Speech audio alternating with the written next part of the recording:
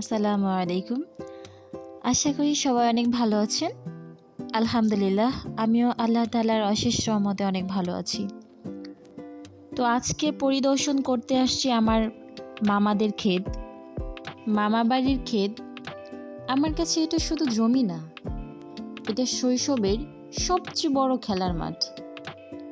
ভোরের আলো ফুটতেই মামা বাড়ির দোতলা ঘর থেকে তাকালে দূরে দূরে ছড়িয়ে থাকা সবুজ ক্ষেত মনে হতো পুরো পৃথিবীটাই যেন আমাদের।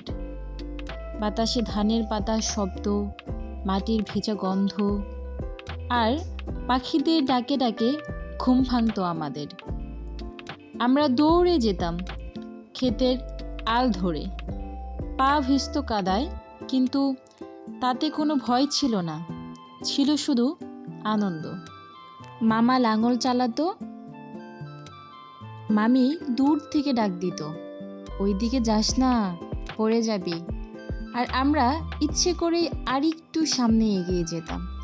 ক্ষেতের মাঝে দাঁড়িয়ে আকাশটা আরও বড় লাগতো, মনে হতো স্বপ্নগুলো এখানেই বড় হতে শেখে।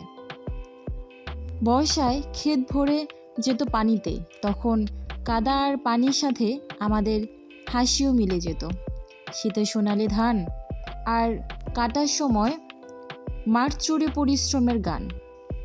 আজ শহরের কংক্রিটের ভিড়ে দাঁড়িয়ে মাঝে মাঝে দম বন্ধ লাগে, তখন চোখ বন্ধ করলেই মনে পড়ে যায় মামা বাড়ির ক্ষেত, যেখানে বাতাস ছিল মুক্ত আর জীবন ছিল সহজ। তো আমিও চলে এসেছি এখানে।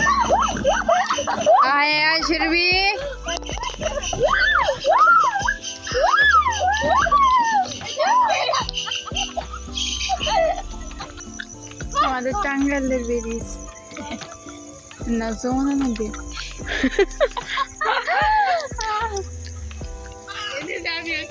এই যে আমরা এখন যাচ্ছি ব্রিজের উপর দিয়ে। এটা হলো বাংলাদেশের প্রথম সেতু। হ্যাঁ, বাংলাদেশের প্রথম সেতু থেকে ভাঙাছি রে, এই হয়ে গেছে একবারে। এই তাইতে তো ওমা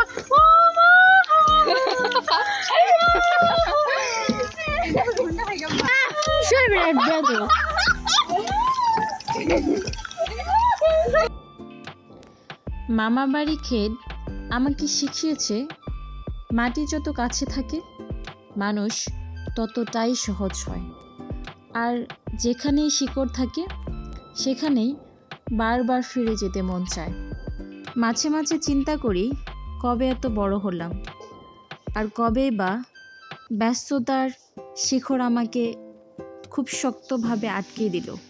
তো কারো যদি কখনো মন খারাপ হয় তাহলে চলে যেতে পারেন মামাবাড়ি সেই পুরনো উঠানে, মনটাকে একটু আনন্দ দেবার জন্য। আজকের মতো এই পর্যন্তই। সবাই ভালো থাকবেন, সুস্থ থাকবেন।